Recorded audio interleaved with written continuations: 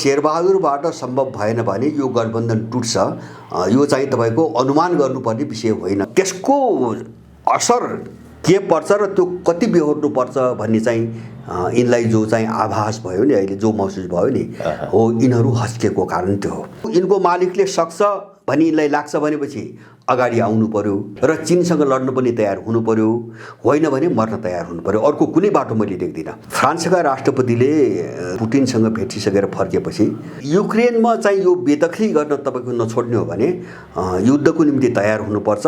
हामी चाहिँ परमाणु हतियार प्रयोग गर्छौँ, यसमा भ्रम नपाले हुन्छ। विन्टर ओलम्पिकमा रुस र चाहिँ चिनिया राष्ट्रपति जो भेट भयो, उनको एउटा चाहिँ तपाईँको वक्तव्य बाहिर आयो। त्यसको सार एउटै छ सानो कुरामा, हामी बिचको सहकार्यमा कुनै सीमा अब छैन, नो लिमिट भनेका छन्। रुसले चाहिँ ताइवानको मामिलामा चीनको समर्थन गर्यो, चीनले चाहिँ युक्रेनको मामिलामा रुसको समर्थन गर्यो। कमल थापालाई निकाले। अब अहिले बाबुरामको केस त्यही हो, अब त्यहाँबाट निकाल्ने हो, उनीहरूले निकाल्दैछन्। यहाँको वातावरण धुमाल्नको निम्ति उसले हत्या हिंसाका कुनै पनि घटनाहरू घटाउन सक्छ। तालिम दिने, हतियार पठाउने काम उसले जारी राखेको छ, पारित मात्रै होस्। त्यसपछि यसको नतिजा के निस्कन्छ भन्ने कुरा मलाई लाग्छ यिनले अझै अनुमान गर्न सकेका छैनन्।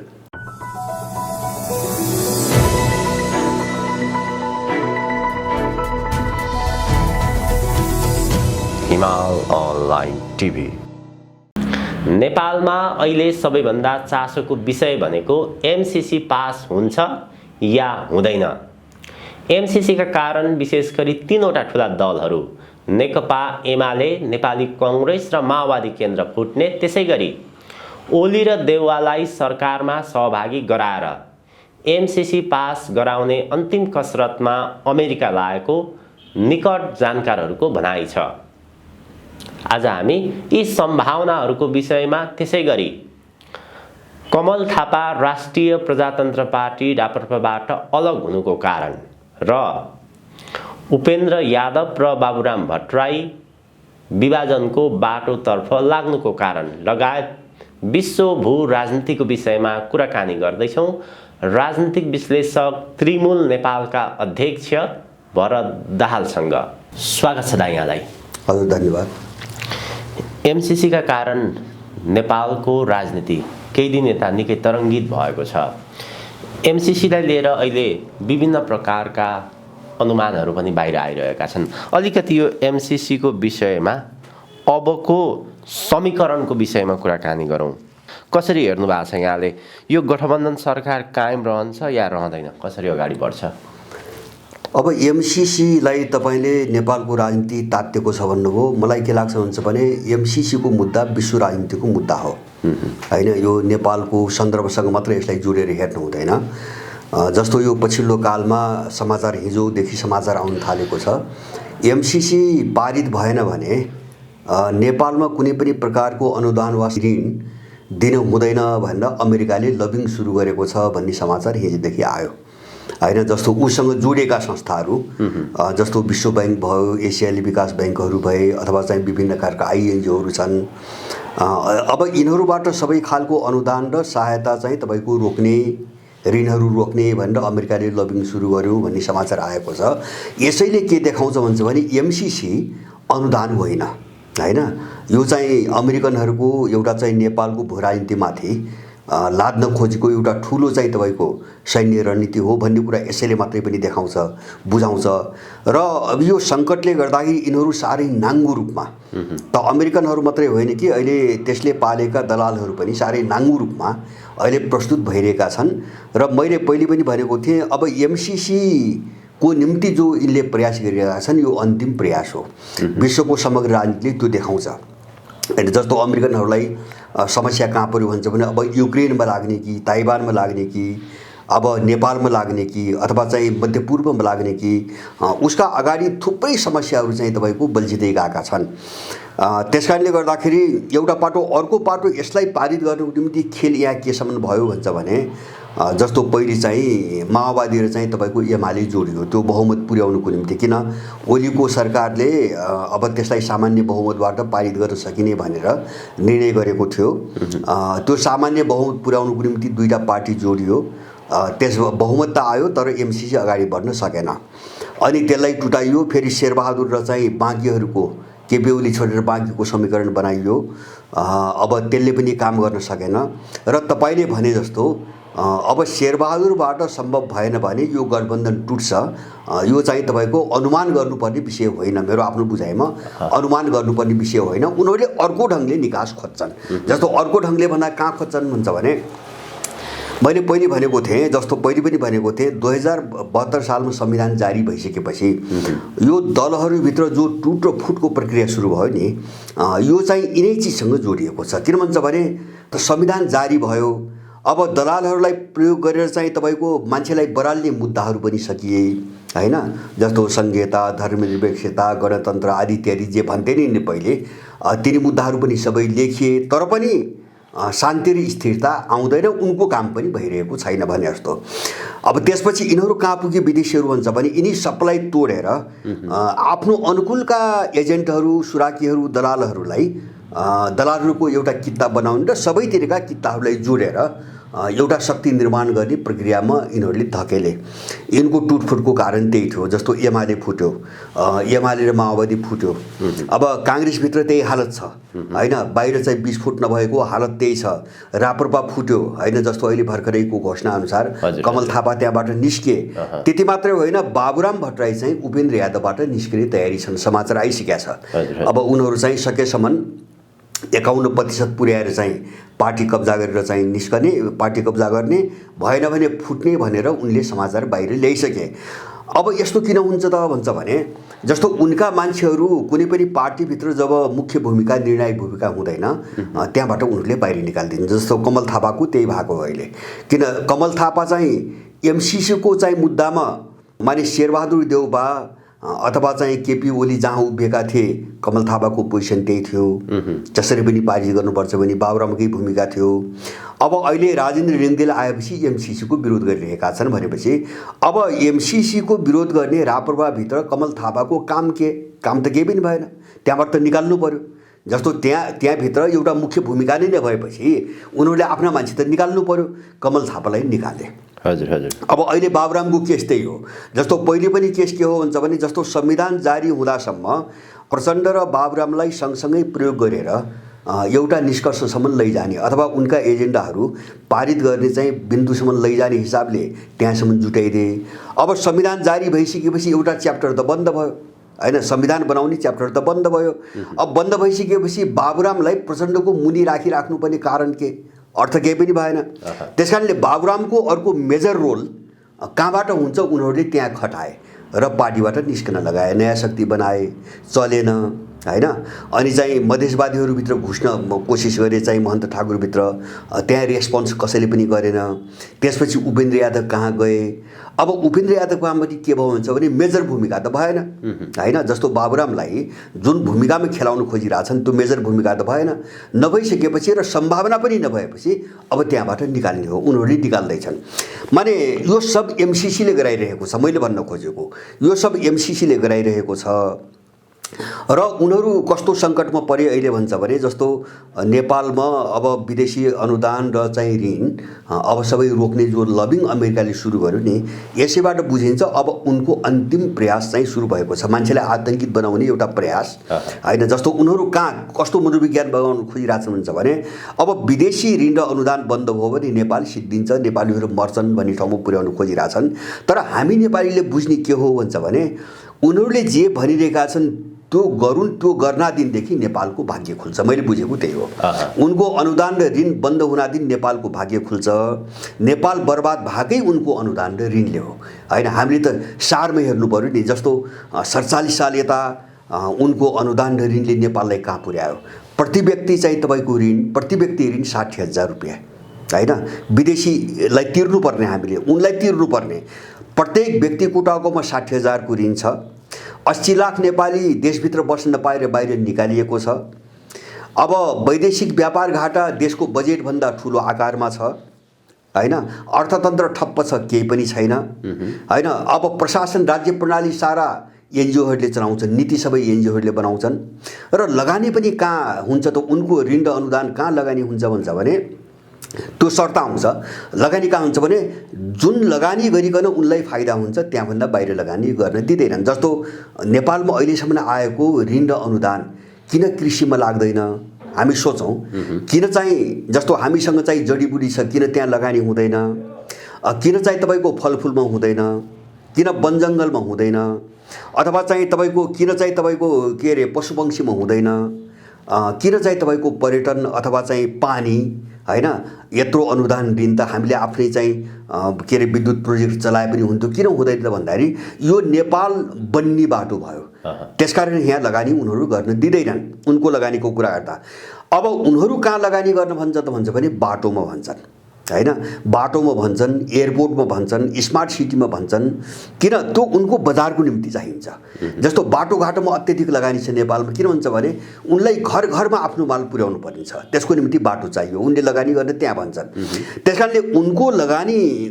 ऋण वा अनुदानको नाममा आएको उनको लगानीले नेपाललाई बर्बादै पारिसकेका छ जस्तो अनुदान भन्छन् एमसीसीको हालत देख्यौँ त अनुदानसम्म उनले कुन उद्देश्यको निम्ति दिन्छन् भन्ने कुरो त यसले त प्रश्न पार्यो त्यस कारणले यो एक खालको लडाइँ हो हामीले बुझ्ने कुरा एक खालको लडाइँ हो अब यो अनुदान हो कि चाहिँ ऋण हो कि यसमा भकिन ऋण पनि उनले बिना शर्त दिँदैनन् जस्तो विश्व बैंकले ऋण दिन थाल्यो भने शर्त लाग्छ जस्तो तिम्रो यो मन्त्रालयको पोलिसी हामी बनाउँछौँ अब यो यो यो ऋणको परिचालन हामी यसरी गर्छौँ यो सेक्टरमा लगाउँछौँ हैन विभिन्न शर्त लाग्छन् शर्तभन्दा बाहिर उनले ऋण दिँदैनन् हैन त्यसकारणले गर्दाखेरि अब हाम्रो विनाशको कारण त्यही हो कारण नै त्यही हो हैन तर उनले जुन दिन यो रोक्छन् नि त्यो दिन हामीले आफ्नो स्रोतमा खुट्टा टेक्ने ठाउँ पाउँछौँ र हामीसँग पर्याप्त छ त्यो नेपालीहरू डराउनु पर्ने छैन हामीसँग के छ भन्छ भने हामीसँग पर्याप्त देश बनाउने स्रोत साधन पनि छ उनको हामीले एक पैसा पनि चाहिन्न अब नेपालमा हाम्रो स्रोत साधन परिचालन गर्ने पुँजी नभएको पनि होइन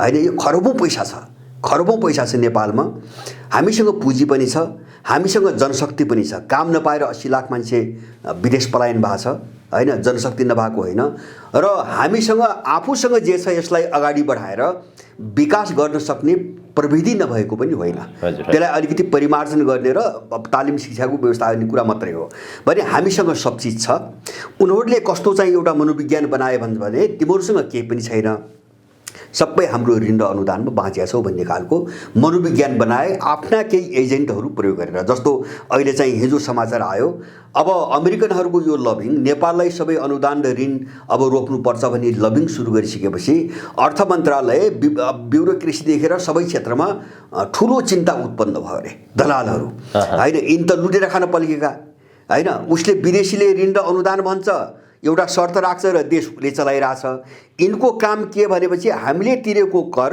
लुटेर खाने र चाहिँ धन सम्पत्ति कमाउने यिनको काम त त्यति हो अब त्यो बन्द हुन्छ भने एउटा भय सुरु भयो यहाँ हैन नेपालीहरूलाई लुट्ने जो एउटा प्रक्रिया हो नि यो चाहिँ तपाईको अब चाहिँ बन्द हुन्छ भने एउटा ठुलो आतंक चाहिँ सिर्जना भएको छ नेपालीहरूले यो कुरा स्पष्ट रूपमा बुझ्नुपर्छ र एमसीसीले नै मैले बुझेको र मैले पहिलेदेखि भन्दै आएको एमसीसी नेपालमा पनि यस्तो एउटा मुद्दा अब बन्नेवाला छ बन्दैछ जसले चाहिँ जस्तो अन्तर्राष्ट्रिय परिस्थिति जो हामीले हेरिरहेका छौँ नि त्यस्तै गरी नेपालभित्र एउटा ठुलो विस्फोट र एउटा ठुलो युद्धको रूप यसले लिज छाड्छ किन भन्छ भने अब मैले यो चाहिँ तपाईको जस्तो एउटा चाहिँ जस्तो मान्छेको विरोध मात्रै हेरेर भनेको होइन कि माने भूराजनीतिक सङ्कट यसरी बल्झियो नेपालमा हैन यस्ता मुद्दाहरूले यसरी बल्झाइदियो कि अब एउटा युद्ध बिना चाहिँ तपाईको यसको किनारा लाग्ने सम्भावना मैले चाहिँ देख्दिनँ या त उनीहरूले हामीलाई चाहिँ उनको योजना अनुसार चाहिँ सिद्ध्याएर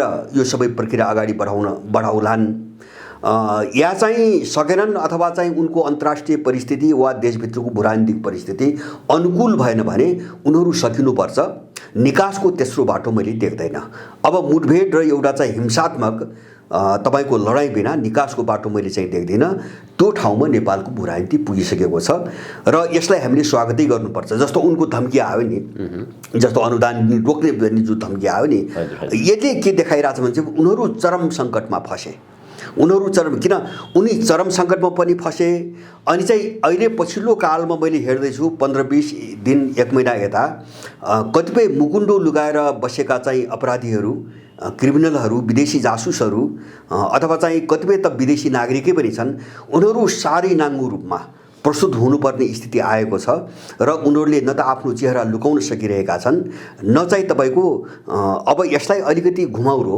माने काइते भाषा हुन्छ नि पहिले जो प्रस्तुत हुन्थे न यिनीहरू काइते भाषाबाट पनि अगाडि बढ्न सक्ने स्थितिमा पुगेका छन् र यो खुला रूपमा जो एउटा किताबन्दी भएर गइरहेछ नि यो यिनीहरूको पङ्क्तिमा चाहिँ सृजना भएको सङ्कटको एउटा चाहिँ तपाईँको उदाहरण हो, सङ्कटको अभिव्यक्ति हो।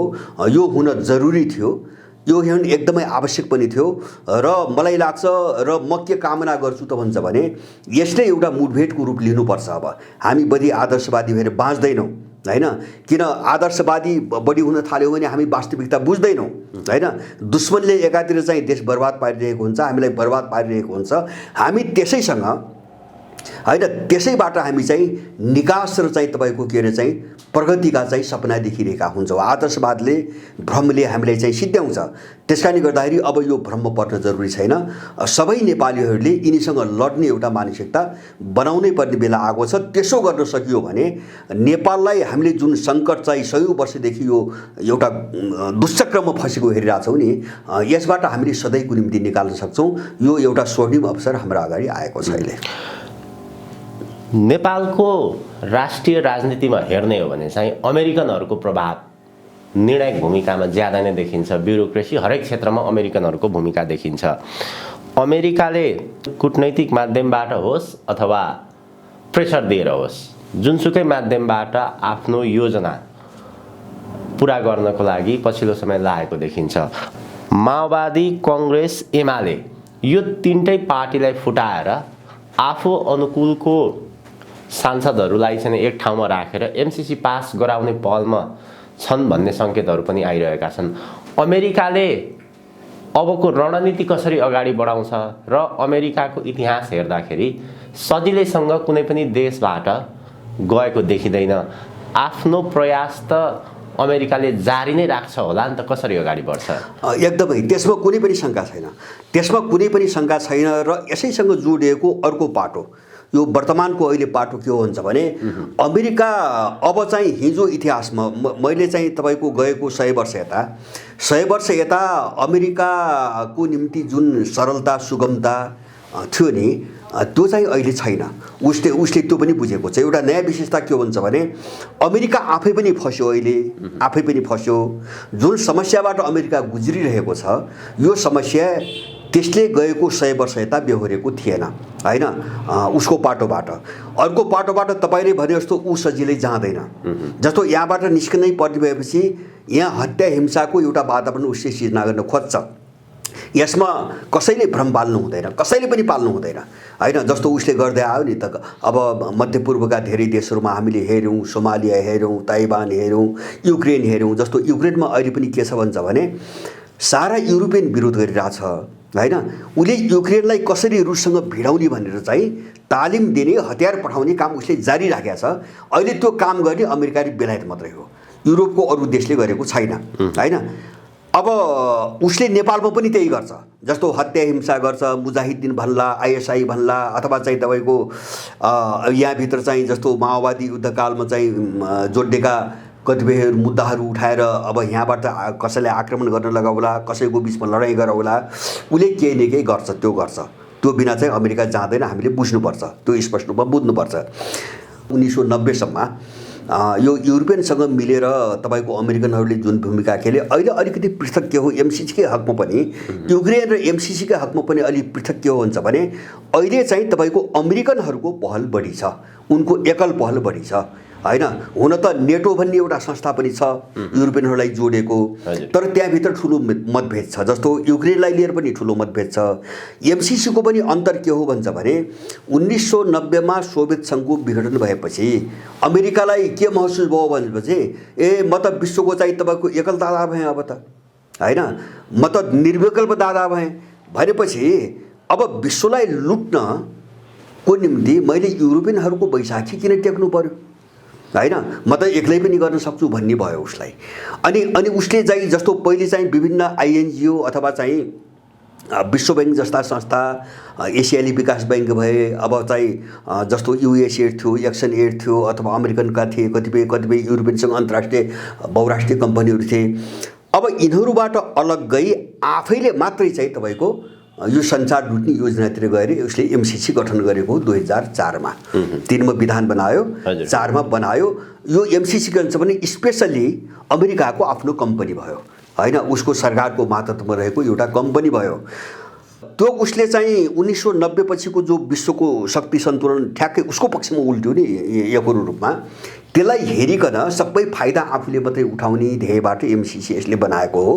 अहिले चाहिँ ऊ कहाँ फस्यो त भन्छ भने त्यही भएर जस्तो खुला तपाईँको सपोर्ट हो नि, हुन त उसले डिएफआइडी पनि जोड्या छ, बेलायतको यहाँ डिएफआइडी जोड्या छ, त्यो युमा छैन अहिले निस्किसकेको छ, एडिबीका कुरा पनि गरेका छ, विश्व ब्याङ्कका कुरा पनि गरेका छ सम्झौतामा, सबैलाई अलिकति मुस्नी त कुरा गरेको छ, तर पहल अमेरिकनहरूको हो। त्यही भएर चाहिँ एमसिसीको मामिलामा युरोपियनहरू खुलेर चाहिँ नदेखिएको कारण त्यो हो। हजुर हजुर। अब यो अन्तर्विरोधभित्र चाहिँ पनि एमसिसी फस्यो अहिले हैन। जस्तो युरोपियनहरू चाहिँ अब यो भू राजनीतिभित्र ठुलो जोखिम लिएर एमसिसीको पक्षमा चाहिँ खोल्ने पक्षमा छैनन्, किन उनको लगानी नै होइन हैन, उनको सरकारको मुद्दा पनि होइन। जस्तो त्यो मात्रै होइन चाहिँ इन्डियाको समर्थन हुनुपर्ने भनेको छ सम्झौतामा। अब इन्डिया पनि खुलेर बोलिरहेको स्थिति छैन हैन, भित्रभित्र त समर्थन गरे जस्तो पनि गरिरहेछ, तर खुलेरै यसप्रति हाम्रो समर्थन छ भनेर उसले कहीँबाट पारित गरेको पनि तपाईँको सुनिँदैन। भनेपछि तपाईँको अब स्थिति अहिले कस्तो आयो भन्छ भने एमसिसीमा पनि अमेरिका मात्रै फस्यो, अब युक्रेनमा पनि अमेरिका मात्रै फस्यो हैन। अब त्यो एउटा चाहिँ तपाईँको सकसमा ऊ चाहिँ अहिले परिरहेको छ। त्यस कारणले गर्दाखेरि अब मलाई के लाग्छ भन्छ भने जसरी चाहिँ अफगानिस्तान पनि हामीले देख्यौँ नि, भाग्दाखेरि उसले चाहिँ ड्रोनबाट चाहिँ तपाईँको थुप्रै मान्छे मार्यो नि, अन्तिममा भागिसकेपछि ड्रोनबाट थुप्रै मान्छे मार्यो। र त्योभन्दा अगाडि पनि निस्किनुभन्दा अगाडि जब उसकी निस्किने टुङ्गोमा पुग्यो, निस्किने टुङ्गो त ट्रम्पकै पालामा पुग्या हो, निस्किने टुङ्गोमा पुगिसकेपछि तपाईँको उसले हमिद कारजाईसँग कुराकानी गरेर एउटा सहमति के गर्यो त भन्छ भने तालिबानहरूलाई रोक्नुको निम्ति आम पब्लिकलाई, सर्वसाधारणलाई हतियार वितरण गर्ने भनेर चाहिँ हमिद कारजाईलाई मनाएर पछिल्लो राष्ट्रपति अशरफ घानीलाई मनाएर व्यापक रूपमा सर्वसाधारणलाई इन्डिया हतियार पनि बाँडे। किन त्यहाँ रक्तपात मचाउने कुरा थियो, जब आफू भाग्नु थियो भने अफगानिस्तान शान्त हुन किन दिने हैन। अशान्त बनाइराखेपछि त भोलि फेरि कहीँ खेल्ने ठाउँ हुन्छ। अब अफगानिस्तान पनि उसले त्यो गरेको थियो, युक्रेनमा पनि त्यही गरिरहेको छ। अहिले तपाईँ अहिले हेर्नुहोस् थुप्रै मिडियामा आछ, अनावश्यक रूपमा त्यो युक्रेनीहरूलाई गएर चाहिँ तपाईँको के अरे हतियारको तालिम दिने, हतियारहरू तपाईँको बेच्ने, उसले व्यापार पनि गरिरहेछ। किन भन्छ भने अमेरिकाको अर्थतन्त्र भनेको युद्ध अर्थतन्त्र हो, उसको मुख्य आम्दानीको स्रोत भनेको हतियार बिक्री नै हो। अहिले त्यसमा ऊ धेरै खस्कियो, कमजोर भयो। बोइङ र हतियार नै अमेरिकाको अर्थतन्त्रको मेरुदण्ड हुन्। बोइङ पनि तपाईँको खत्तम भयो, सिद्धियो, र हतियार पनि कस्तो हुन्छ भने प्रतिस्पर्धा भयो। जस्तो रुस छ अथवा चाहिँ तपाईँको चीन छ, ठुलो निर्यातक चीन भयो। अब वरिपरिका केही चाहिँ एसियाका सानातिना देशमा इन्डियाले पनि हतियार बेच्न थाल्यो। अब यसलाई कसरी रोक्ने र आफ्नो हतियार बिक्रीको बाटो कसरी खोल्ने ऊ त्यो दिशामा लागिरहेछ। र नेपालमा पनि उसले त्यही गर्छ। यहाँको वातावरण धुमाल्नको निम्ति उसले हत्या हिंसाका कुनै पनि घटनाहरू घटाउन सक्छ होइन, घटाउँछ भन्ने मलाई चाहिँ विश्वास छ। त्यस्तो एउटा परिस्थिति ल्याउँछ भन्ने विश्वास छ। तर त्योभन्दा अगाडि चाहिँ अमेरिकाले अन्तिम प्रयास त जारी राख्छ। फेरि अन्तिम प्रयास त जारी राख्छ होइन, त्यो भोलि पनि छोड्छ भन्ने कुरा होइन। फेरि जस्तो एमसिसी सकेन फिर्तै भयो भने पनि अमेरिकाले छोड्छ भन्ने कुरा त होइन होइन। तर अब एमसिसी त उसको त जस्तै युक्रेन उसको प्रेस्टिज इस्यु भयो। अब एमसिसी पनि प्रेस्टिज इस्यु भयो अब हैन। अब यहाँ आम रूपमा सबैले के बुझे भन्छ भने यो चीनलाई खलबल्याउनुको निम्ति चाहिँ ल्याएको परियोजना हो भन्ने कुरो अब सामान्य मान्छेले पनि बुझ्यो। र मुद्दा कहाँ जोडियो त भन्दाखेरि अब नेपालसँग मात्रै होइन, अब यो चीनसँग भाग्ने वा चाहिँ चीनका अगाडि टेक्ने भन्ने कुरासँग जोडियो अहिले। अब त्यो आम रूपमा छताछुल्लो भयो। त्यसकारणले एमसिसी तपाईँको फर्किने भनेको त हैन, अब चीनको डरले अथवा चाहिँ चीनसँग नसक्ने भएर फर्किने कुरा हो। अब अरू कुरो त केही पनि होइन। त्यो अवस्थामा त उसको जो बेइज्जती हो नि, दोस्रो बेइज्जती हुन्छ। जस्तो अफगानपछि उसको दोस्रो बेइज्जती हुन्छ हैन। त्यसकारणले अब त्यस्तो स्थिति बेहोर्नु पर्यो भने उसले ठुलो नोक्सानी गराउने योजना नेपालमा बनाउँछ। हामी होसियार हुनुपर्ने त्यही हो। अमेरिकनहरू सजिलै अब यहाँ नेपालमा चाहिँ तपाईँको मानेनन्, नेपाली जन्म देशको विरुद्धमा भयो, संसदबाट पनि पारित हुने सम्भावना रहेन, अब लिँदैनन् भने किन कर गर्ने भनेर सामान्य ढङ्गले अमेरिका चाहिँ तपाईँको फिर्ता हुँदैन। यसमा हरेक नेपाली स्पष्ट हुनुपर्छ। एमसिसीको सन्दर्भमा नेपालको आन्तरिक राजनीतिको कुरा गर्दाखेरि विशेष गरी 3वटा ठुलो पार्टीभित्र एमाले भित्र एमसिसीको पक्ष र विपक्षमा, जस्तै एमाले भित्र पनि भीम रावल त्यसको विपक्षमा उभिएको देखिन्छ, कङ्ग्रेसभित्र पनि 2टा पङ्क्ति छ, माओवादीभित्र पनि 2टा पङ्क्ति छ। यस्तो परिस्थितिमा चाहिँ अब एमाले पनि फुट्ने, माओवादी पनि फुट्ने र कङ्ग्रेस पनि फुट्ने बिस्तारै यो प्रकारको दृश्य देखिन्छ भन्ने अनुमानहरू, सङ्केतहरू बाहिर आएका छन्। त्यो हदसम्म जान्छ नेपालको राजनीति? होइन, जान्छ नै होइन, सङ्केत मात्रै होइन, मैले त धेरै पहिलेदेखि भन्दै आएको छु, यो भइछाड्छ। किन भन्छ भने अब 2टा कारणले हुन्छ। एउटा त के हो भन्छ भने सबैतिर विदेशी घुसपैठ छ होइन, त्यो घुसपैठको कारण ध्रुवीकरण त हुन्छ नै, उनका मुद्दामा ध्रुवीकरण त हुन्छ नै, एउटा कुरा। दोस्रो कुरा के हो भन्छ भने उनीहरूले पनि सचेत ढङ्गले सबै पार्टीहरू तपाईँको टुक्र्याएर आफ्नो अनुकूलको समीकरण बनाउने कोसिसमा जान्छन्, त्यो कारणले पनि यिनी सबै सिद्धिन्छन्। अब अहिले चाहिँ जस्तो सबै पार्टीभित्र बिग्रा आएको कारण त्यही हो, अहिले सबैतिर बिग्रा आएको कारण त्यही हो। र अर्को चाहिँ यसमा चाहिँ तपाईँको थप के चिज तपाईँको जोडियो भन्छ भने जस्तो यो एउटा ठुलो चाहिँ डरलाग्दो सैन्य रणनीति भएको हुनाले, चीनका विरुद्धको सैन्य रणनीति भएको हुनाले त्यो अन्तर्राष्ट्रिय जो समीकरण ध्रुवीकरण छ नि, यसले किताबन्दी विभाजन, जो ब्लक विभाजन भयो नि विश्वमा, अब त्यसको चाहिँ असर त अर्को पक्षको असर त यहाँ त अब पर्ने भयो, परि नै रहेछ। जस्तो मैले बारम्बार भनेको छु, एमसिसी हाम्रो भण्डाफोरको कारणले रोकिएको होइन, पारित हुनुबाट रोकिएको होइन। केपी ओली डराएको पनि हाम्रो भण्डाफोरले होइन, किन अपराधी तत्त्व बिकेको तत्त्व त हाम्रो भण्डाफोरले त डराउन टेर्दैन होइन, अथवा चाहिँ प्रचण्ड डराएको पनि हाम्रो भण्डाफोरले होइन होइन। अब त्यसको असर के पर्छ र त्यो कति बेहोर्नु पर्छ भन्ने चाहिँ यिनलाई जो चाहिँ आभास भयो नि, अहिले जो महसुस भयो नि, हो यिनीहरू हस्केको कारण त्यो हो होइन। जस्तो केपी ओली भने त कस्तो मान्छे हो भन्छ भने हिजो महरालाई यही मुद्दामा चाहिँ एम्बुसमा पारेर चाहिँ तपाईँको सभामुखबाट निकालेको मान्छे हो ओली त। र अहिले पनि उनीहरूको शर्त के छ भन्छ भने अग्नि सापकोटालाई सभामुखबाट ननिकालेसम्म संसद चल्न नदिने उनको शर्त छ। भनेपछि काहीँ न काहीँ घुमेर त्यो एमसिसीमै जोडिएको छ, त्यो महरा काण्ड पनि एमसिसीमै जोडिएको छ। अहिले सभामुखको राजीनामाको कुरो पनि एमसिसीमै जोडिएको छ। बाहिर जेसुकै भनौँ यिनीहरू होइन, जुनसुकै कुतर्क गरे पनि, तर उनीहरू खुला रूपमा एमसिसी पारित गर्नुपर्छ भन्न सक्ने अवस्थामा छैनन्। जस्तो अहिले पनि हिजो पनि शेरबहादुर देउवा सङ्घको भेटघाट बैठकमा अब पहिले चाहिँ तिमीहरू चाहिँ एउटा सर्वसम्मत मत बनाऊ, सत्ता साझेदार दलहरूले, अनि मात्रै हामी चाहिँ एउटा धारणा बनाउँछौँ भन्ने बोले काइते भाषा बोलिरहेछन्। जस्तो प्रचण्डको त्यही हालत छ, पत्र पनि पठाइरहेछन्, यहाँ चाहिँ तपाईँको विरोधको नाटक पनि गरिरहेछन्। अब काङ्ग्रेसभित्र त्यही छ, यद्यपि प्रखर रूपमा चाहिँ पार्टीभित्रबाट मान्छे बोल्न सकेका छैन, तर चाहिँ एमसिसीको विषयमा धेरै सोच्नुपर्छ र यो चाहिँ आम सहमति नगराइकन अगाडि बढ्न हुन्न, हामी समस्यामा पर्छौँ भनेर काङ्ग्रेसभित्रै कुरो उठिसकेका छ। र मलाई के लाग्छ भन्छ भने यो बाबुरामको अहिलेको जो निस्कने समाचार आइरहेछ नि, यो पनि त्यही जोडिया छ। बाहिर हुन त त्यहाँ पद सदका 3टा अध्यक्ष भनेका छन् होइन, तिनी देखाउने कुरा भए, किन 3टा अध्यक्ष नभएर चाहिँ पार्टीमा नबस्ने भएपछि त यिनले एकदै गर्दैन थिए नि, एकता किन गरेको पहिले, र अहिले आएर 3टा अध्यक्ष त त्यो त न्यू हो। अब त्यहाँबाट निस्किने न्यू चाहियो, कसरी निस्किने, कति निस्किने भन्ने भयो।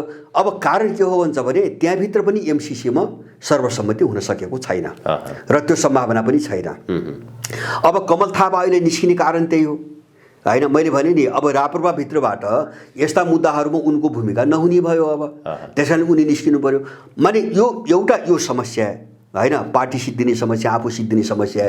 दोस्रो समस्या के हो भन्छ भने मैले भने नि, जस्तो म एउटा तपाईँलाई उदाहरण दिउँ, हिजो अस्ति मात्रै भर्खरै फ्रान्सका राष्ट्रपतिले तपाईँको पुटिनसँग भेटिसकेर फर्केपछि पुटिनले के भने, राष्ट्रपतिले है, मैले पुटिन व्यक्तिलाई भनेको होइन, रुसको राष्ट्रपति मैले भन्दैछु, उनले भने युक्रेनमा चाहिँ यो बेदखली गर्न तपाईँको नछोड्ने हो भने युद्धको निम्ति तयार हुनुपर्छ, र युद्ध भयो, युक्रेनको केसलाई लिएर युद्ध भयो भने हामी चाहिँ परमाणु हतियार प्रयोग गर्छौँ, यसमा भ्रम नपाले हुन्छ। उनले स्पष्ट रूपमा भनिसके हामी परमाणु हमला गर्छौँ भनेर प्रष्ट रूपमा भनिसके हो। भोलि यहाँ हुने त्यही हो, चीनले दिने रिएक्सन नै त्यही हो। जस्तो रुसले त रिएक्सन त दिनु पऱ्यो नि, अब अति भएपछि त रिएक्सन त दिनु पऱ्यो होइन। नत्र भने त्यो साम्राज्यवादी होइन तिनी बुवासाहरूलाई तपाईँको रुससँगको सिमानामा सटाएर उनको सेना किन राख्नुपर्ने? अनि चाहिँ तपाईँको उनी एउटा रुसले प्रस्ताव पठाएको छ नि, एउटा सुरक्षा सम्झौता गरौँ थाई, सबैको ग्यारेन्टी होस्। जस्तो रुसको सुरक्षाको पनि ग्यारेन्टी होस्, तिमीहरूको सुरक्षाको पनि ग्यारेन्टी होस्। उसले त डिसेम्बर 17 मै पत्र त पठाएको छ, सम्झौताको निम्ति एउटा प्रस्ताव त पठाएको छ, नेटोलाई पनि पठाएको छ, अमेरिकालाई पनि पठाएको छ। अनि सुरक्षाको ग्यारेन्टी गरौँ भन्ने कुरो नमान्ने, अनि रुसलाई चाहिँ तपाईँको सिद्ध्याउनुको निम्ति युक्रेनलाई नेटोमा हालेर अनि रुसको सिमानामा चाहिँ अमेरिकन सेना लग्नुपर्ने कारण के त भन्दाखेरि उनीहरू त्यो चाहन्छन्। किन उनीहरू त्यो युद्ध र हिंसा र रगत बिना चाहिँ उनको धन्दा चल्दैन, उनको अर्थतन्त्र पनि चल्दैन, उनको त्यो पोलिटिकल संस्कार पनि त्यही हो होइन। उनको राजनीतिक संस्कार पनि के हुन्छ भने उनी रगतबाटै उठेका मान्छेहरू हुन्, रगत पिएरै उठेका मान्छेहरू हुन् र अब त्योभन्दा बाहिर उनले राजनीति आफ्नो जीवन नै देख्दैनन् हो। अब त्यस कारणले त्यसको जवाब दिनु पर्यो पुटिनले। भनेपछि अब के भयो त भन्छ भने अब उनीहरू त परे नि त, कि त अब परमाणु युद्धको निम्ति तयार भएर आउनु पर्यो, होइन भने युक्रेन मामिलामा अब 10 पटक सोच्नु पर्यो। अब एमसिसी हुन्छ त्यही, हुने नै त्यही हो। तपाईँहरूलाई यो चाहिँ तपाईँको अगाडि अझै बढोस् र यो चाहिँ टेबल मात्रै पारित मात्रै होस्, त्यसपछि यसको नतिजा के निस्कन्छ भन्ने कुरा मलाई लाग्छ यिनले अझै अनुमान गर्न सकेका छैनन्, अझै अनुमान गर्न सकेका छैनन्। र यो कति डरलाग्दो छ भन्छ भने चीनको निम्ति मैले भने नि अब त चीनको निम्ति मात्रै भएन, अस्ति विन्टर ओलम्पिकमा रुस र चाहिँ चिनिया राष्ट्रपति जो भेट भयो उनको एउटा चाहिँ तपाईँको वक्तव्य बाहिर आयो होइन। त्यसको सार एउटै छ सानो कुरामा, हामी बिचको सहकार्यमा कुनै सीमा अब छैन, नो लिमिट भनेका छन्, कुनै सीमा छैन। अब रुसले चाहिँ ताइवानको मामिलामा चीनको समर्थन गर्यो, चीनले चाहिँ युक्रेनको मामिलामा रुसको समर्थन गर्यो र हामी बिचमा सहकार्यको अब कुनै सीमा छैन भनेपछि उनको चाहिँ सैन्य गठबन्धनको एउटा टुङ्गो लागिसकेको छ भन्ने कुरा त्यसले स्पष्ट पार्यो। त्यसकारणले अब एमसिसी के भयो भन्छ भने चीनको प्रतिरोधको विषय मात्रै भएन, अब त्यो रुस पनि जोडियो। अब उनको सहकार्यमा लिमिटेसन नभएपछि त रुससँग पनि जोडियो। अब रुस जोडिने चीन जोडिने भने के हो त भन्छ भने पाकिस्तान पनि जोडियो, उत्तर कोरिया पनि जोडियो, अथवा इरान पनि जोडियो, तपाईँको भेनेजुला पनि जोडियो, अथवा यसको वरिपरि जो अरू देश छन् नि नदेखेका सबै जोडिए भनेपछि हो त्यो प्रेसरमा अब यिनीहरू जानुपर्छ। एमसिसी भने त्यो मुद्दा हो। त्यसकारणले गर्दाखेरि कि सक्छन् इनको मालिकले सक्छ भनी यिनलाई लाग्छ भनेपछि अगाडि आउनु पर्यो, हामी सबैलाई मारेर अगाडि बढ्न आउनु पर्यो र चीनसँग लड्न पनि तयार हुनु पर्यो, होइन भने मर्न तयार हुनु पर्यो। अर्को कुनै बाटो मैले देख्दिनँ। माने यो विश्वको परिदृश्य हो, अहिले मैले कुनै पनि विकल्प देख्दैन। यस्तो सानो चाहिँ तपाईँको सोचाइ राखेर हामी अगाडि बढ्नु हुँदैन, हामी भ्रममा फस्छौँ, नराम्रोसँग फस्छौँ। त्यसकारणले मैले एमसिसी पारित हुने सम्भावना मैले भूराजनीतिक कारणले गर्दाखेरि मैले त्यो सम्भावना कतै पनि देख्दिनँ। र अब अझ अहिले विश्वको जो ट्रेन्ड छ नि अहिलेसम्मको शक्ति सन्तुलन तपाईँको हेर्ने हो भने त मैले त्यो सम्भावना अझै देख्दिनँ। किन भन्छ भने अन्तर्राष्ट्रिय रूपमा चाहिँ सोरोडोलो हेर्दाखेरि सामान्य मान्छेले पश्चिम र पूर्वको रूपमा विभाजन गरिरहेको छ यो लडाइँलाई, र पश्चिममा पनि विभाजन छ, त्यो पाटो पनि हेर्नुपर्छ। किन अमेरिका एक्लो छ, अहिले एक्लो छ। जस्तो अस्ति मात्रै तपाईँको के अरे चाहिँ त्यो अमेरिकाको नेट देखेर तर्सिरहेछन् युरोपियनहरू। काहीँ चाहिँ किन अमेरिकाले त सधैँ अर्कालाई लडाएर चाहिँ आफू बलियो हुँदै आएको देश हो, अहिले युक्रेनमा त्यही गर्न खोजिरहेछ। युरोपियनहरू झस्किसकेपछि जर्मनी, फ्रान्स र पोल्यान्डले रुससँग छुट्टै बाटवा गर्ने भनेर अस्ति भर्खरै 3 दिन अगाडि निर्णय गरेका छन्। उनले आफूले पहल सुरु गरे भनेपछि अब युक्रेन पनि दोहोरो डिलिङ सुरु भयो होइन। एकातिर अमेरिका छ, अर्कोतिर युरोपियनहरू आफ्नो ढङ्गले चाहिँ रुससँग छलफल गर्नुपर्ने ठाउँमा पुगे। अब यो स्थितिले गर्दाखेरि पनि एमसिसीमा अमेरिका पार लाग्छ भन्ने चाहिँ मलाई लाग्दैन। तर पछिल्लो परिस्थिति हेर्दाखेरि के अनुमानहरू देखिन्छ भने ओली र देवालाई एक ठाउँमा ल्याएर आफू अनुकूलको सांसदलाई एक ठाउँमा ल्याएर अब अन्तिम प्रयास चाहिँ त्यो ढङ्गले अगाडि बढाउँछन् भनेर भनिन्छ नि। कोसिस छ, कोसिस जान्छ मात्र होइन, कोसिस धेरै बलिथिकी यो गठबन्धन सरकार टुटेर ओली र देवालाई मिलाएर एमसिसी सम्भवतः पारितको नजिकसम्म पनि पुग्न सक्छ है।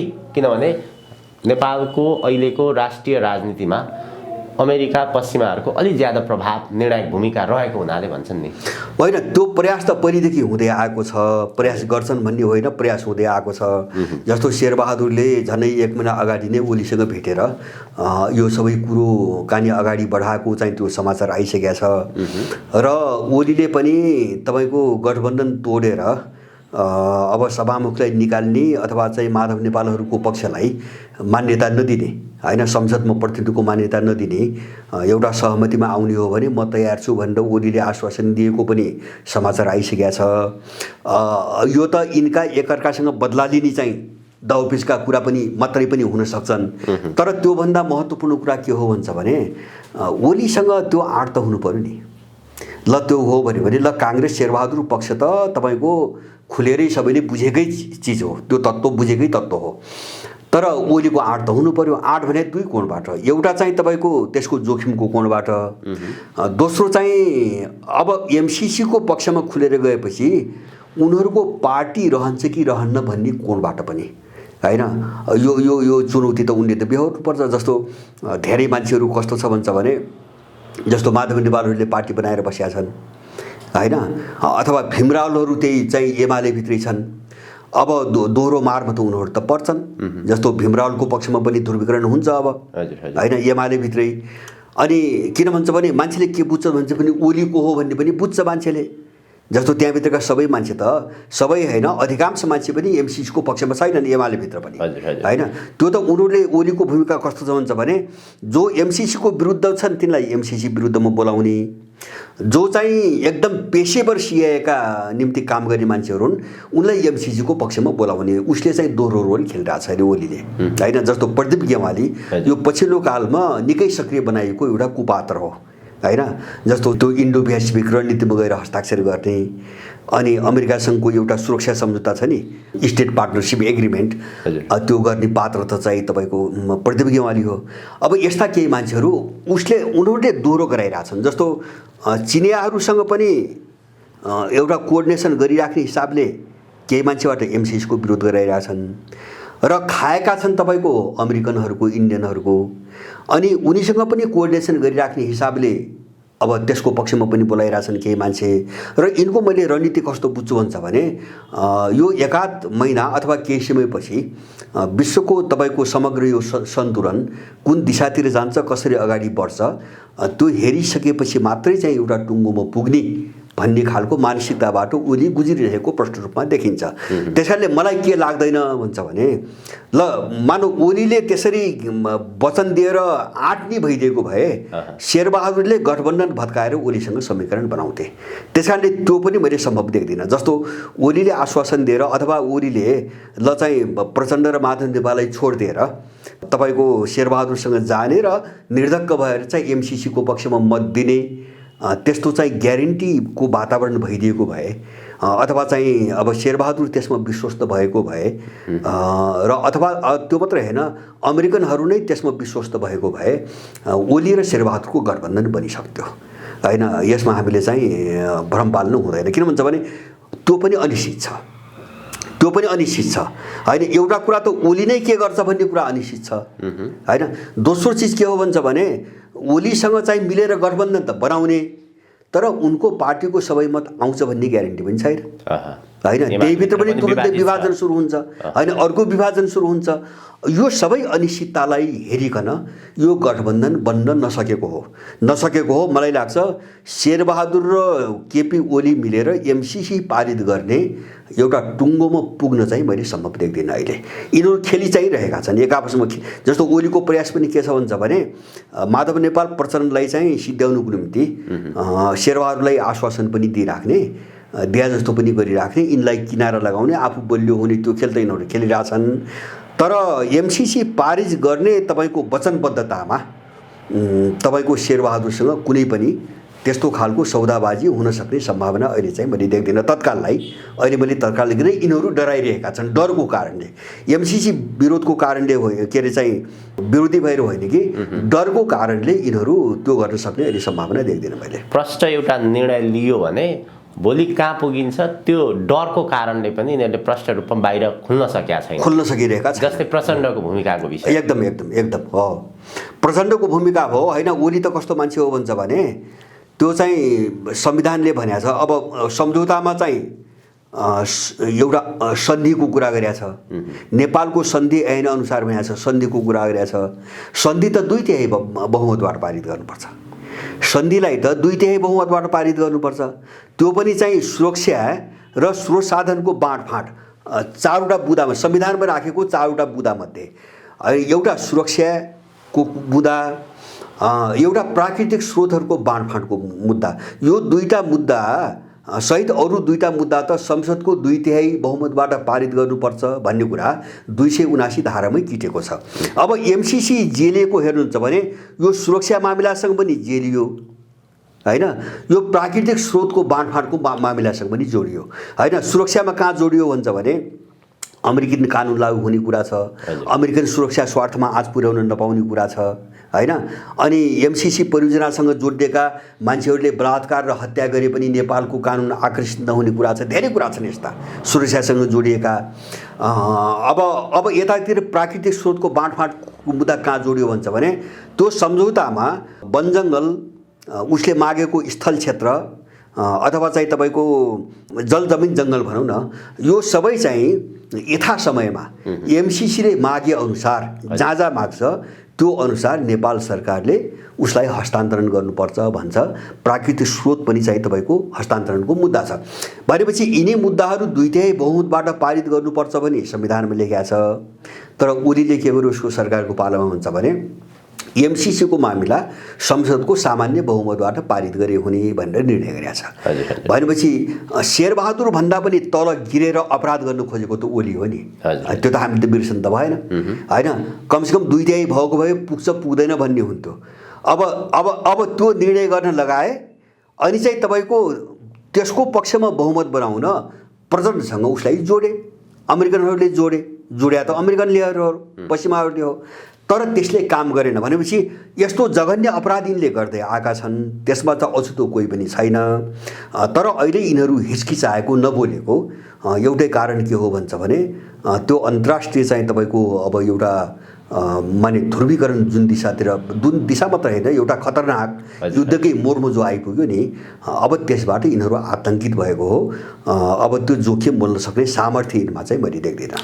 प्रचण्डको जस्तो प्रकारको दोहोरो भूमिका देखिएको छ, उनको यो दोहोरो भूमिकाले गठबन्धन सरकार टिकिरहने सम्भावना चाहिँ कति छ? अब होइन, दोहोरो भूमिका त यस्तो हो। अब त्यो शेरबहादुर देउपासँगै मिलेर यिनले पत्र पठाएका रहेछन्, जो बाहिर आयो। अब त्यतिले मात्रै चाहिँ यिनको गठबन्धन त टुट्दैन। तर एउटा सम्भावना के हो भन्छ भने जस्तो अहिले पनि यिनीहरूले दलाली गरेर अझै पनि के गरिरहेछन्, जस्तो यिनीहरू त धेरै विदेशीको खाएर उनकै निर्देशनमा यिनी त जघन्य अपराध गर्दै आएका मान्छेहरू हुन् होइन।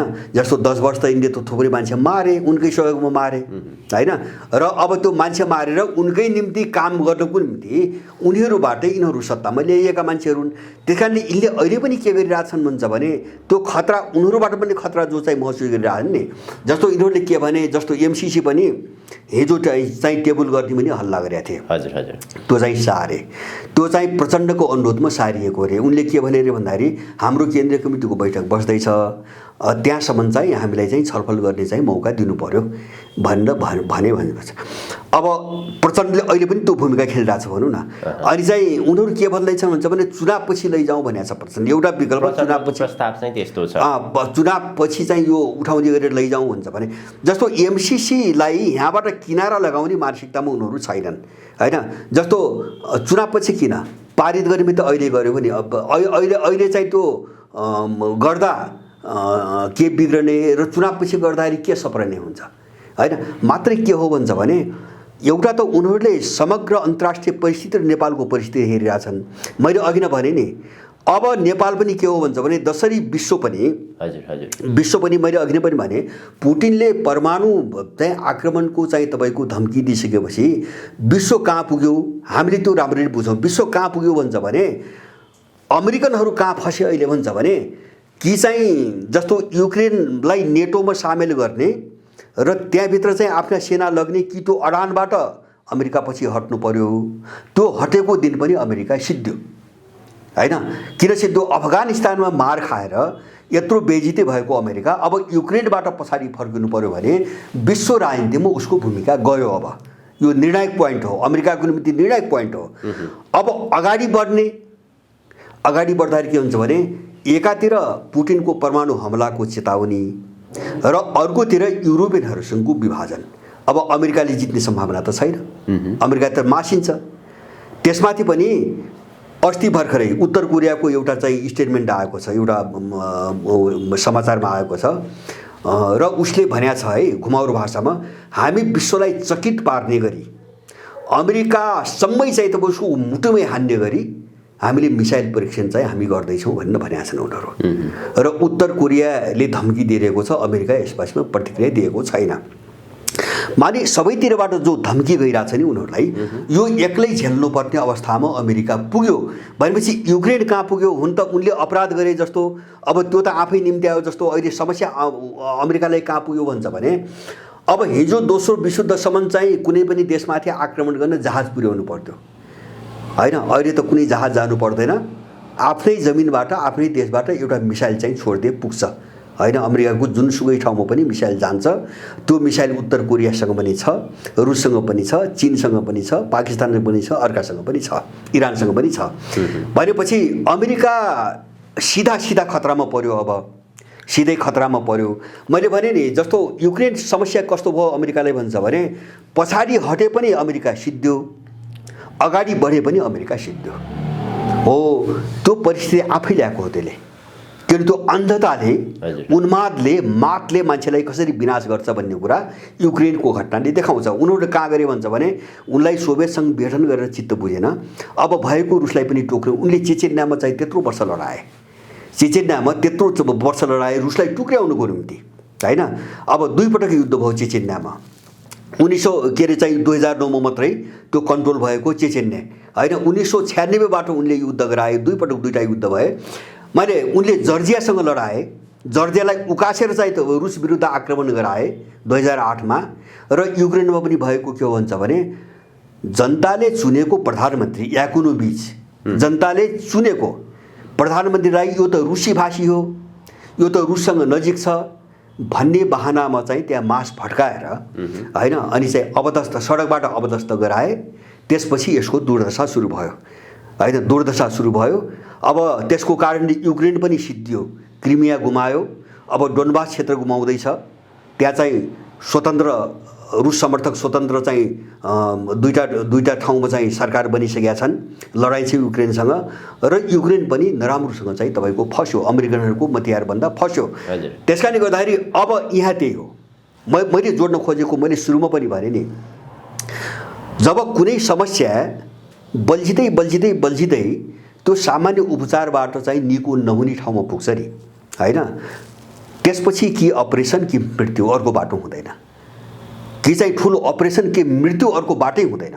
जस्तो क्रोनिकहरू हुन्छन् नि, कतिपय जटिल रोगहरू हुन्छन् नि, कि अपरेसन गर, होइन भने चाहिँ मर, अर्को बाटो हुँदैन। नेपालको भू राजनीति पनि त्यही हो। मैले भनेको छु नि, युद्ध नै हो, हेरिराख्नुला। युद्ध नै हो भन्दाखेरि अब ठुलो अब विशुद्ध जस्तो हामी कल्पना गरौँ। यहाँभित्र पनि चाहिँ यो 2टा पङ्क्ति जो देशद्रोहीहरूको छ नि, यो विदेशी चाहिँ जत्थाको, यो र चाहिँ नेपालीहरूका बीचमा एउटा रक्तपातपूर्ण युद्ध हुन्छ नेपालमा अब हैन। त्यो बिना निकासै छैन। मैले भन्न खोजेको त्यो बिना निकासै छैन। जस्तो यिनीहरू चाहिँ तपाईँको सदास्यतामा आउने सम्भावना छैन, किन यिनै त उनले पालेका मान्छे भए, उनको खाएका मान्छे भए। हामी गर्दैनौँ भन्न सक्दैन। प्रचण्डको भूमिका त्यही हो, व्यवस्था त्यही हो, के अरे चाहिँ तपाईँको केपी ओलीको त्यही हो, शेरबहादुरको त्यही हो। जिन्दगीभरि उनले पाले, उनको चारो खाएका मान्छे। अब गर्दैन भन्न पनि नसक्ने, गर्न पनि नसक्ने समस्या त त्यो। एमसीसी का कारण नेपालको राजनीति जस्तो अप्ठ्यारो अवस्थामा पुगेको छ। हुन त अब यो एमसीसी मुद्दा खाली कांग्रेसको, एमालेको एउटा व्यक्ति विशेषको मुद्दा मात्र नभएर पूर्ण रूपमा यो अन्तर्राष्ट्रिय मुद्दाकै रूपमा स्थापित भइसकेको छ। अन्तर्राष्ट्रिय भू राजनीति जोडिएको छ यो विषय। एमसीसी को सन्दर्भमा अमेरिका जुन ढङ्गले प्रस्तुत भइरहेको छ, एउटा कुरा चाहिँ उसले फागुन 26 सम्मको अन्तिम समय सीमा तोकेको छ। एमसीसी को सवालमा अब उसले चुनाव पछि सम्म नकुर्ने र अमेरिकाले राम्रोसँग के बुझेको देखियो भने चुनावपछि पनि एमसीसी मुद्दा नेपालबाट पारित हुने सम्भावना छैन। अर्को कुरा, एमसीसी कुनै पनि हालतमा संशोधन सम्भव छैन भनेर उसले भनिसकेका छ। अब यस्तो परिस्थितिमा चाहिँ सबभन्दा जटिलता अहिले देखिएको छ, नेपालको राजनीति कसरी अगाडि बढ्छ। एमसीसी जसरी भए पनि पास गराउनु पर्यो अथवा फेल गराउनु पर्यो, दुईटा मध्ये एउटा निर्णयमा त जानु पर्यो। एउटा अर्को वैशाख 30 गते स्थानीय तहको निर्वाचन पनि तोकेको छ। यो जुन अप्ठ्यारो परिस्थिति छ, यो कतिसम्म लम्बिन्छ यो अप्ठ्यारो परिस्थिति? अहिले एमसीसीको हकमा मैले के बुझ्छु भन्छ भने अमेरिकनहरू लाग्न त लागिरहेका छन्। हजुर। तर यसभित्र यसको अर्को एउटा बाटो अमेरिकनहरू यहाँबाट निस्कनुपर्ने मानसिकतामा पुगिसकेको मैले बुझ्छु। होइन, दुईटा कुराले। हजुर। एउटा कुरा के हुन्छ भने तपाईँको यो प्रचण्ड र शेरबहादुरको वक्तव्य सार्वजनिक भएपछि त्यहीसँगै फातिमाको एउटा अन्तर्वार्ता आएको छ र त्यसमा के भनेको छ भने एमसीसीमा कुनै पनि प्रकारको संशोधन हामी मान्दैनौँ। होइन, अमेरिकाले त्यो दोहोऱ्याएको छ।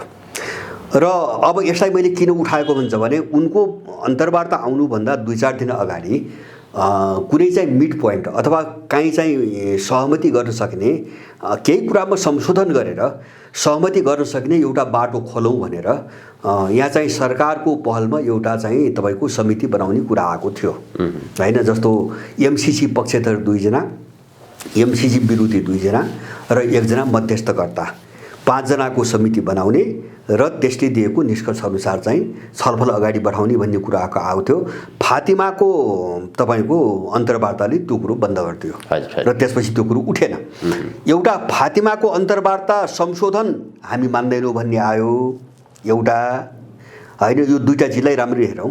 दोस्रो, अहिले हिजो मात्रै आएको समाचार अनुसार नेपालमा वैदेशिक अनुदान र ऋण अब चाहिँ बन्द गर्नुपर्छ भन्ने अमेरिकनहरूले लबिङ सुरु गरे भन्ने समाचार हिजो मात्रै आयो। यो दुईटा कुराले के देखाउँछ भन्छ भने अमेरिकनहरू अब चाहिँ नेपालमा सकिन्न भन्ने निष्कर्षमा पुगेको देख्छु मैले। किन यो यिनको भाग्ने बहाना हो। यो भाग्ने बहाना के हुन्छ, जस्तो संशोधन मान्दैनौँ भनेपछि त अब सहमति त यहाँ त हुँदै हुन्न। सहमति यो त उनले त वर्षौँदेखि हेरिरहेछन् नि। जब सहमति हुँदै नहुने कुरोमा उनले अडान राख्छन् भने अब यसबाट अलिकति साइड लाग्ने उनको मनोविज्ञान बनिरहेको देख्छु। र अर्को चाहिँ त्यहीसँग जोडिएको नेपाल विरुद्ध अब अनुदान र ऋण रोक्नुपर्छ भने लबिङ सुरु गरे भनेर जो प्रबन्ध गरिरहेछन् नि, त्यसले पनि एउटा न्यू खोजेर यहाँबाट उम्किन खोजेको मैले देख्छु। होइन, यो के कारणले त भन्छ भने मैले अघि नै भने उनीहरू धेरै ठाउँमा फसे र त्यो पनि एक्लै फस्दै गए। होइन, जस्तो युरोपियनहरू साथमा छैनन् खुलेर। जस्तो चीनको मामिलामा पनि के भयो भन्छ भने G7 को बैठक भयो। होइन, त्यो 3-4 महिना अगाडि होला सायद ब्रसेल्समा। त्यसमा चाहिँ अमेरिकासँग छलफल हुँदाखेरि अमेरिका चीनमाथि आर्थिक प्रतिबन्ध लगाउने उसलाई चाहिँ अप्ठ्यारोमा पार्ने कुराहरूमा G7 का अरू देशहरू अमेरिकासँग राजी। तर अब चीनसँग सम्पूर्ण व्यापारिक सम्बन्ध रद्द गर्ने वा चाहिँ चीनसँग युद्ध गर्ने कुरामा असहमति त्यो अमेरिकासँग G7 कै बैठकमा चाहिँ खुलेर आइसकेको छ।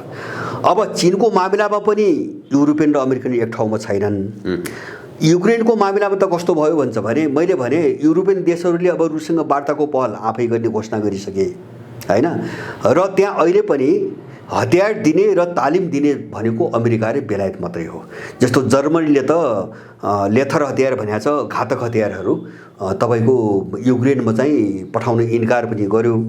र अब दुईटा त्यसपछि अहिले भर्खरै हालसालै दुईटा घटनाहरू आएका छन्। हामीले त्यसको सन्देश बुझ्नुपर्छ। एउटा चाहिँ जर्मनको चान्सलर अमेरिका गए। होइन, यो 2-4 दिनभित्रकै कुरा हो।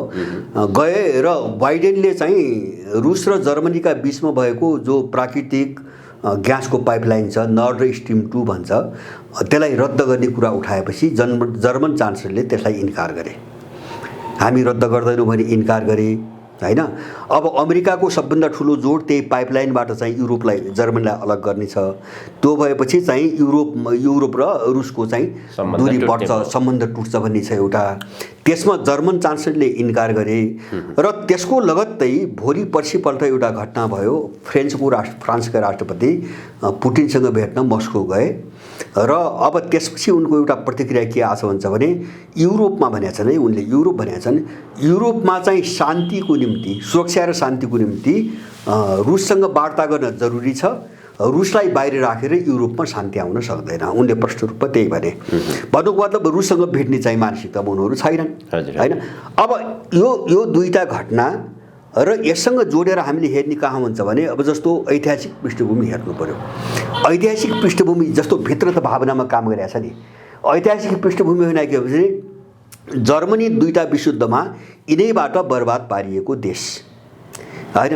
पहिलो विश्वयुद्ध, दोस्रो विश्वयुद्ध, भर्सेली सन्धि भयो पहिलो विश्वयुद्धमा। दोस्रो विश्वयुद्ध पछि उसका धेरै भाग टुक्रे, जस्तो युक्रेन के अरे चाहिँ तपाईँको पोल्यान्ड नै जर्मनीलाई टुक्र्याएर पहिलो विश्वयुद्धपछि बनाइएको देश हो। पोल्यान्ड नै थिएन पहिले, होइन। अब जर्मनी दुईटै विश्वयुद्धमा यिनीहरूबाट चाहिँ बर्बाद पारिएको देश। फ्रान्स चाहिँ तपाईँको जन्मजात अमेरिका र ब्रिटिसको शत्रु देश, होइन, धेरै लामो समयदेखि। अब जर्मनी र फ्रान्सको पोजिसन यो छ, उनीहरू चाहिँ जस्तो सोभियत सङ्घको विघटन पहिले चाहिँ एउटा विचारधारात्मक ध्रुवीकरण, जस्तो रुसमा अक्टोबर क्रान्तिपछि, कम्युनिस्ट क्रान्तिपछि जो कम्युनिजमको हवा सुरु भयो नि, त्यो डरले यिनीहरू चाहिँ नेटोमा त सामेल भए, होइन, अमेरिकाको नजिक गए। अब 90 अगाडि यिनलाई आइडियोलोजीको कारणले अमेरिकासँग जोडेको हो, होइन। अब 90 पछाडि के भयो भन्छ भने सोभियतसँग विघटन भयो, होइन, उसको शक्ति छिन्न भिन्न भयो, सक्यो। अब अमेरिकाको दादागिरीको अगाडि बोल्न सक्ने स्थिति रहेन, होइन। अनि यिनीहरू खुरुखुरु चुप लागेर चाहिँ अमेरिकाको पछि लागे। तर अहिले परिस्थिति उल्टियो। अहिले परिस्थिति कहाँ उल्टियो हुन्छ भने अब जस्तो अहिले त चीन र रुसलाई मात्रै जोड्ने हो भने पनि तपाईँको उनको शक्तिको आकलन विभिन्न मिडियाहरू आउँछ, तुलना गरेको आउँछ, तपाईँ त्यो हेर्न सक्नुहुन्छ। जस्तो अहिले चीनको शक्ति सिङ्गो EU जो छ, EU भित्र जो 27 देश छन् नि, उनीहरूको र चीनको चाहिँ शक्ति लगभग बराबर छ, सैन्य शक्ति बराबरै छ। अर्थतन्त्रमा अब पुँजीमा अलिकति युरोप अगाडि छ, सिङ्गल चीन हेर्दाखेरि युरोप अलिकति अगाडि छ। अब यतातिर चाहिँ रुस र अमेरिकाको हेर्नु भने हतियारमा झन्डै बराबर छ र केही मामिलामा त प्राविधिक रूपमा त तपाईँको रुसमाथि छ, चीनमाथि छ। माने यो दुईटा चिज हेर्ने हो भने पनि अहिलेको युद्ध कस्तो हुने भयो भन्छ भने पहिलो र दोस्रो जस्तो हुँदैन, होइन। फेरि परमाणु हतियारको कारणले त यसको चाहिँ स्वरूपै बेग्लै हुन्छ। त्यसकारणले गर्दाखेरि अब अहिले जर्मनी र फ्रान्सलाई अहिले मौका मिलेको छ। उनको रोष र उनको छुट्टै अभिव्यक्ति त्यहाँबाट आइरहेछ। मैले भने नि अब 90 अगाडि विचारधाराको कारणले बोल्न सकेनन्, 90 पछाडि अमेरिकाको एकलौटी चाहिँ शक्तिको कारणले, एकाधिकारको कारणले बोल्न सकेनन्। अब अहिले आएर के भयो हुन्छ भने अमेरिकाले ठुलो च्यालेन्ज भयो। अब युरोप अलग्गी दिने हो भने त अमेरिका, रुस र चीनको अगाडि टेक्नै सक्दैन, कुनै पनि सम्भावना छैन। त्यसकारणले गर्दाखेरि अब यो अन्तर्विरोध, यो परिस्थितिको फाइदा उठाइकन जर्मनी र फ्रान्सले आफ्नो भूमिका स्थापित गर्न खोजिरहेका छन्। मैले बुझाएको जस्तो युरोपलाई नेतृत्व गर्ने एउटा आफ्नो नेतृत्व स्थापित गर्न खोजिरहेका छन्। अब यो दिशातिर गयो मलाई लाग्छ जान्छन् नै, निश्चित रूपमा जान्छन्। र युरोप र अमेरिका अब यो लडाइँमा एक ठाउँमा रहँदैन, सिङ्गो नेटोको नाममा चाहिँ एक ठाउँमा रहँदैन। त्यसमा पनि युरोप र अमेरिका मात्रै होइन कि त्यसमा फेरि अर्को समस्या छ, जस्तो टर्कीको समस्या छ, होइन। पहिलेदेखि नै झन्डै निस्किसकेको अवस्था छ, विधिवत रूपमा निस्के पनि उनीहरू इस्लामको चाहिँ मुद्दा उठाएर अलग ढङ्गले ध्रुवीकृत हुन खोजिरहेका छन् एर्दोगानहरू। अब यो सबै परिदृश्यले गर्दाखेरि अमेरिका मलाई लाग्छ चाहिँ अब कहाँ इन्डिगेज हुने, उसको समस्या त्यो आयो क्या अहिले मैले भन्नु खोजेको। जस्तो MCCमा यो न्यू खोजिरहेछन्, पछि यो भाग्ने न्यू जस्तो लाग्छ मलाई, होइन। यो चाहिँ तपाईँको आर्थिक सहयोग रोक्ने भन्ने प्रचार, अनि चाहिँ तपाईँको के अरे चाहिँ अनि चाहिँ हामी संशोधन मान्दैनौँ भने चाहिँ तपाईँको यो अन्तर्वार्ता सबै हेर्दाखेरि यो भाग्नु, यिनीहरूलाई दोष दिने, यिनलाई दोष दिने, भोलि कारबाही गर्नु पऱ्यो भने पनि एउटा दोष त दिनु पऱ्यो नि, दोष दिने तर आफू भाग्ने, होइन। किन भाग्ने त भन्दाखेरि अब कहाँ भिड्ने त, युक्रेनमा भिड्ने कि ताइवानमा भिड्ने कि नेपालमा भिड्ने कि, होइन। त्यस्तै समस्या चाहिँ तपाईँको अब इजरायलमा आइरहेछ, इजरायलमा अगाडि बढिरहेछ, उतातिर सोमालियामा फसिरहेछ। अब उहाँ चाहिँ दिनै चाहिँ इराकमा चाहिँ उसको सैनिक बेस क्याम्पमाथि चाहिँ मिसाइलका आक्रमण भएको भएछन् इराकमा, होइन कता कताबाट गर्ने, अब सिरियामा गर्ने कि अमेरिका सबैतिर फस्यो। त्यो फसेको कारणले उसले के गर्छ स्वाभाविक रूपमा भन्छ भने उसको राष्ट्रिय स्वार्थ अथवा उसको रणनीतिमा सबभन्दा ठुलो खतरा जहाँ छ अथवा उसको स्वार्थ सबभन्दा बढी जोड जहाँ छ उसले शक्ति केन्द्रीकरण त त्यहाँ गर्नु पर्यो। त्यस कारणले उसले अहिले युक्रेनमै गर्छ मेरो बुझाइमा, उसले युक्रेनमै गर्छ होइन। किन युक्रेनमा असफल हुने बित्तिकै युरोप पनि हातबाट जान्छ, अमेरिकाले टेर्दैन, रुस चाहिँ एउटा चाहिँ सुपर पावरको रूपमा अगाडि आउँछ। त्यस कारणले युक्रेन मामिला एकदम सङ्गीन भयो, तत्कालको निम्ति एकदमै सङ्गीन भयो, त्यहाँ शक्ति अलिकति केन्द्रित गर्ला। त्यसपछि उसले ताइवान हो, अरू सबै कोणबाट चीनलाई चाहिँ अलि दीर्घकालीन हिसाबले ठुलो समस्या मानेको हो। किन चाहिँ आर्थिक रूपमा राजनीतिक रूपमा साथसाथै त्यो सभ्यताको कोणबाट पनि चीन उसको निम्ति समस्या हो। अब रुस के हो सभ्यताको कोणबाट होइन, अथवा एउटा धार्मिक पन्थ भन्छ नि क्रिस्चियनिटीको कोणबाट चाहिँ तपाईँको रुस समस्या होइन उनलाई समस्या चाहिँ आर्थिक समस्या पनि होइन, रुस अलिकति कमजोरै छ होइन, 10-11 तपाईँको नम्बरमा देखिन्छ र उनलाई रुसबाट ठुलो खतरा चाहिँ सैन्य खतरा हो होइन, अब के फौजी खतरा हो। त्यस कारणले त्यो आसन्न खतरालाई हेरिकन उनीहरू बढी युक्रेनमा इन्गेज हुनुपर्ने स्थिति आएको र युक्रेनलाई लिएर युरोपसँग चाहिँ मत विभाजन हुँदै भएको र आफू नै बढी चाहिँ इन्गेज हुनुपर्ने भएको हुनाले मलाई लाग्छ एमसिसीबाट अलिकति तर्किने दिशामा अमेरिकनहरू पुगेको हुनुपर्छ र त्यसैको निम्ति वातावरण बनाउन होइन नेपालीहरूले गरेन हामीले त अनुदान दिँदै भन्ने चाहिँ एउटा माहौल बनाउनुको निम्ति अनुदान रोक्ने र संशोधन नगर्ने जो अड्डी आए नि यिनी चाहिँ भाग्ने बहानाको रूपमा आएको मेरो आफ्नो बुझाइ त्यो छ। कमल थापा जसरी राष्ट्रिय प्रजातन्त्र पार्टी राप्रपाबाट अलगिने निर्णय गरे, कमल थापा अब नयाँ पार्टी दर्ता गर्छन् अथवा कांग्रेस एमाले माओवादी अथवा अन्य कुनै दलमा विलिन भएर जान्छन्, एउटा यो कुरो। अर्को, नेपालमा अहिले जुन नेपालको राजनीतिको गन्तव्य कुन बिन्दुतर्फ प्रस्थान गर्ला भन्ने जे चासो छ, चुनाव हुन्छ कि हुँदैन, कतिपयले के भन्छन् भने चुनाव हुन्छ, चुनाव भइसकेपछि त फेरि अहिलेको जे संरचना छ त्यो त संस्थागत तर्फ जान्छ भन्ने कुरा पनि छ। कसरी अगाडि बढ्छ यो कुरा? अब मेरो आफ्नो अनुमानमा चुनाव हुँदैन, जस्तो चुनावभन्दा अगाडि वातावरण धेरै बिथुलिसक्छ नेपालको होइन। अब किन भन्छ भने भित्रका सबै डेभलपमेन्टहरू हेर्दाखेरि सबैतिरको कुरो बुझ्दाखेरि चाहे यिनी दलालहरूको कित्ता होस् चाहे चाहिँ त्यसभन्दा बाहिरको, जस्तो यिनकै गठबन्धन कतिखेर टुट्छ भन्ने निश्चित छैन होइन। अब यिनीभित्रको चाहिँ ध्रुवीकरण कसरी अगाडि जान्छ, कति दल टुट्ने हुन्, गठबन्धन मात्रै होइन सत्ता गठबन्धन होइन कति दल टुट्ने हुन् त्यो नै अनिश्चित छ, मारामार बढ्दै गएको छ, त्यसले पनि चुनाव हुने लक्षण देखिँदैन। अब दोस्रो कुरा के हुन्छ भने बाहिरबाट हुने जो प्रतिरोधको एउटा चाहिँ तपाईँको लक्षण देखा परिरहेछ नि, यो कारणले पनि तपाईँको चुनाव हुँदैन। मलाई लाग्छ यो फागुन चैत्रसम्म पुग्दाखेरि नेपालको राजनीतिक आन्तरिक चाहिँ तपाईँको परिस्थिति धेरै बेग्लै रूपमा देखिन्छ। मैले चुनाव हुने सम्भावना देख्दैन।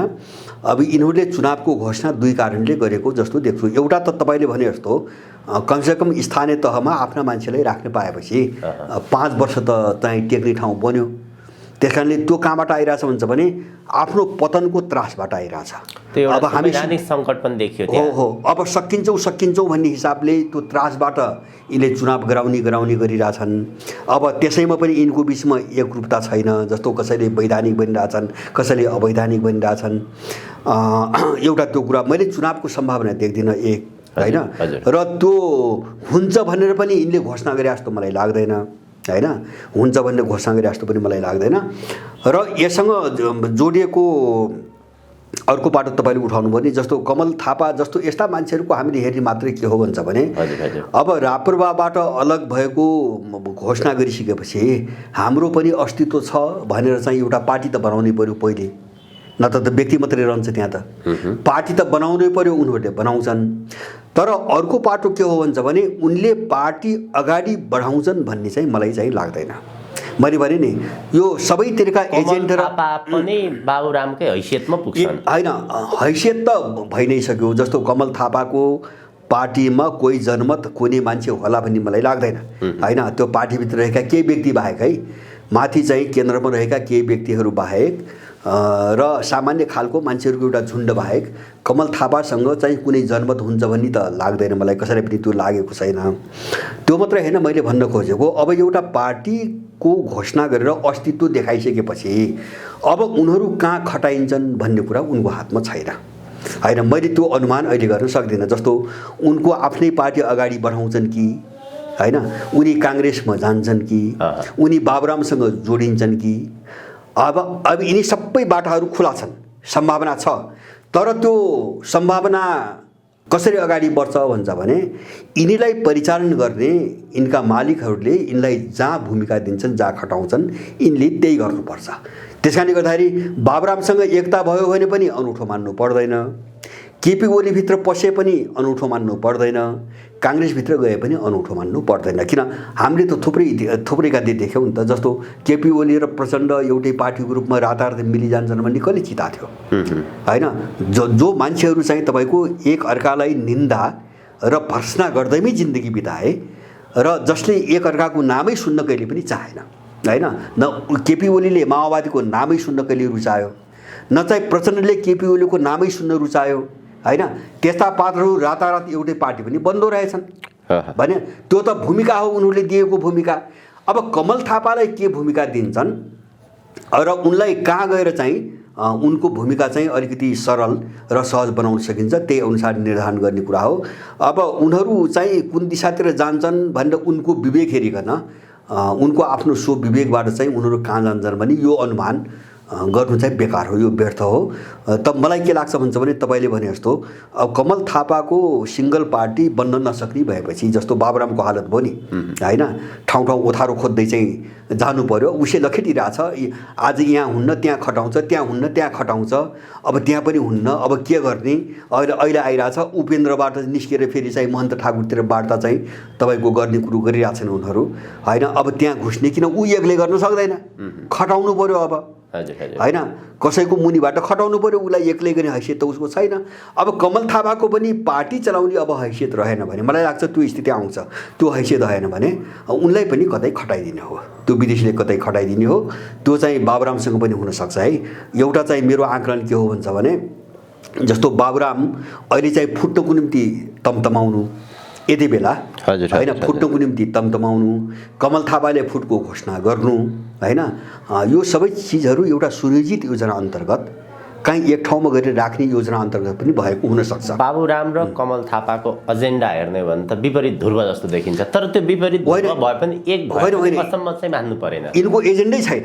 हजुर, यिनको एजेन्डै छैन। जस्तो बाबुरामको के एजेन्डा, बाबुराम चाहिँ अब के अरे माओवादको मुकुण्डमा चाहिँ तपाईँको उठाए, अगाडि बढाए होइन, अनि चाहिँ बिचमा चाहिँ तपाईँको टाटस्कीवादी बनाए, अनि त्यसपछि चाहिँ तपाईँको माओवादीबाट निकाले, नयाँ शक्तिवादी पुरै मार्क्सवाद छोडेको घोषणा गराए होइन। अनि उसले चाहिँ अब डेमोक्रेसीका ठुल्ठुला कुरा गर्यो। अब त्यहाँ उपाय लागेन, लगेर चाहिँ महन्त ठाकुर कहाँ पठाए, उनले लिएनन्, लगेपछि उपेन्द्र कहाँ पठाए। भनेपछि ऊ चाहिँ तपाईँको माओवादीबाट ऊ उपेन्द्रको टाङमुनि बस्न जब तयार हुन्छ भने बाबुरामसँग के विचार छ होइन। त्यो मात्रै होइन, तपाईँ बारबुते समझदारी हेर्नुहोस्, जब काङ्ग्रेस, माओवादी, एमाले जस्ता होइन पार्टीहरू होइन, आफूलाई विपरीत धाराका देखाउने पार्टीहरू आफ्ना सबै सिद्धान्त छोडेर होइन, प्रजातान्त्रिक समाजवाद, नयाँ जनवाद, बहुदलीय जनवाद आदि इत्यादि जे बकवास गर्थे नि, सबै छोडेर त्यो विदेशीले दिएको एजेन्डामा जब सबै आउँदा रहेछन् भनेपछि यिनको के विचार हुन्छ भने कमल थापाको पनि त्यही हो, के पनि छैन। जस्तो राजा र धर्म भजाइ खाने बाटो हो, भजाइ खाने बाटो हो। जस्तो अहिले आइरहेछ नि, अब त्यो राजा अनुकूल भएन होला होइन, अथवा के फाइदा भएन, के चाहिँ चित्त बुझेन, त्यसपछि अहिले सुन्दैछु अब राजा बाहेकको हिन्दू राज्य होइन। यिनी त भजाइ खाने मुद्दा हुन् नि, मान्छेलाई बेकुफ बनाउने मुद्दा। सक्रिय राज संस्थाको पक्षमा म लाग्न सक्दिनँ भनेका छन् होइन। उनी कहिले पनि होइन, त्यो पनि भजाइ खाने बाटो हो। उनी न कहिले राजावादी थिए, न उनी कहिले चाहिँ हिन्दूवादी थिए होइन। अब त्यसलाई भजाउने पैसा खाने हो, उनको राजनीति त्यो जिन्दगीभरि भएको। त्यस कारणले गर्दाखेरि कमल थापा कुनै राजनीति छैन बाबुरामको जस्तै।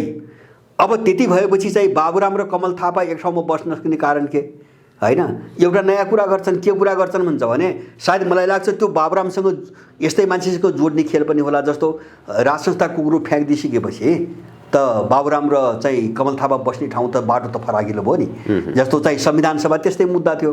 62 सालमा जस्तो काङ्ग्रेस एमाले माओवादीलाई एउटा कमन पोइन्टमा आएर मिलेका हुन् भनी देखाउन त्यो नौटङ्की चाहिँ तपाईँको गर्नुको निम्ति के गर्ने त भन्दाखेरि संविधान सभा।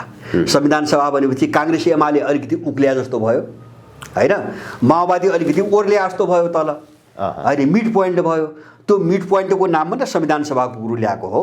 अब त्यस्तै खालको एउटा बकबक गर्छन्, एउटा बकवास गर्छन् अनि यसपछि यिनीहरू मिल्छन्। त्यसलाई मैले असम्भव देख्दिनँ किन यिनको आफ्नो केही पनि छैन। हामीले बुझ्ने कुरा यति हो। हस् ताई, आजको यो महत्त्वपूर्ण समय र विचारको लागि अत्यन्त आभारी छु। यहाँलाई धेरै धेरै धन्यवाद। हजुर धन्यवाद यहाँलाई पनि।